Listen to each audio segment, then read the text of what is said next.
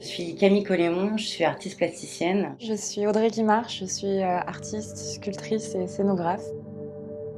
Nous formons le duo Peak Studio.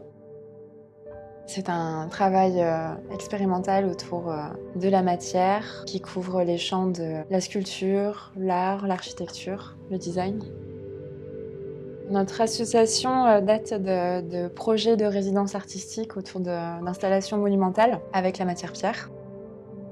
Cette résidence a été le point d'orgue sur tout le processus créatif, à savoir créer une aventure collective entre la matière, les personnes qui travaillent cette matière, donc les carriers, et de fédérer autour d'un projet collectif. Peak Studio, c'est avant tout un outil. On cherchait une sonorité assez efficace. Et effectivement, c'est un hommage à l'outil, à la main et à la sonorité sur la matière. On tient à cœur de s'intégrer dans des environnements, de travailler avec des matières locales. La pierre, surtout dans tous ses états, on va la travailler du monolithe à la chute, à sa poussière, au mortier de pierre. Et on essaye de quand même se retrouver principalement autour d'une thématique. La pierre que nous travaillons avec le fond de dotation est une pierre calcaire et on aime bien apprendre de la matière, de l'histoire de cette matière. Le calcaire vient de l'eau, donc ça a tout de suite été une très grande inspiration, autant sur la composition, les motifs. Et on va dans ce sens, on essaie d'explorer justement sous différentes formes, mobilier, sculpture, fontaine. On explore le travail sur l'onde avec un corpus d'œuvres qui seront présentées durant les journées du patrimoine. L'engagement de Peak Studio est vraiment basé sur la réutilisation de matières inexploitées. Ça, c'est vraiment une démarche écologique qu'on essaye de respecter au maximum. Il y a tellement de matières inertes. La réutilisation de cette matière nous a montré qu'en fait, il y avait des potentiels énormes, autant en sculpture qu'en mobilier. Et quand le fonds de dotation Verica nous a contactés, on présentait justement un corpus alliant des blocs énormes de tuffeau. Et voilà, ça nous a permis de continuer toute cette démarche. L'idée principale, c'est d'être dans un circuit aussi pour nous-mêmes fermé, le plus économe possible et le plus revalorisant de la matière.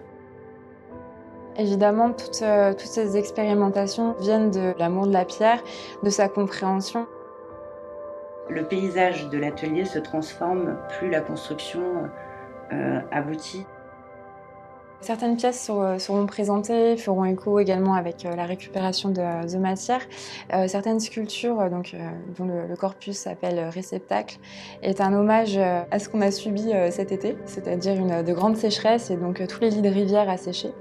Et cette pierre qui a été transformée par l'eau, encore une fois, créant des cuves qui n'étaient plus remplies. Et donc il y a cet hommage à cette pierre lissée durant des millions d'années avec l'eau et ces réceptacles, en fait, ces écrins naturels qui peuvent accueillir l'eau ou d'autres éléments. Ce que j'aime beaucoup faire, c'est travailler avec le vide, c'est sculpter le vide. Quand on dessine une forme, on crée un volume, mais on dessine aussi autour du vide une sorte de dessin, un extérieur, une surface qui a un rapport avec son environnement. On s'est intéressé aux notions de paysage, puisqu'une sculpture, une fois qu'elle est à l'extérieur, elle s'ancre dans son environnement.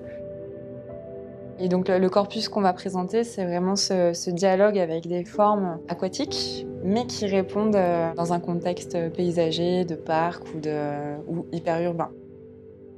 On essaye de créer des formes qui vivront dans le temps avec leur érosion, avec leur abîmement qui sera naturel et de manière à ce qu'on n'ait pas une perte esthétique, le temps passant, mais une nouvelle révélation, une nouvelle forme qui puisse naître du temps.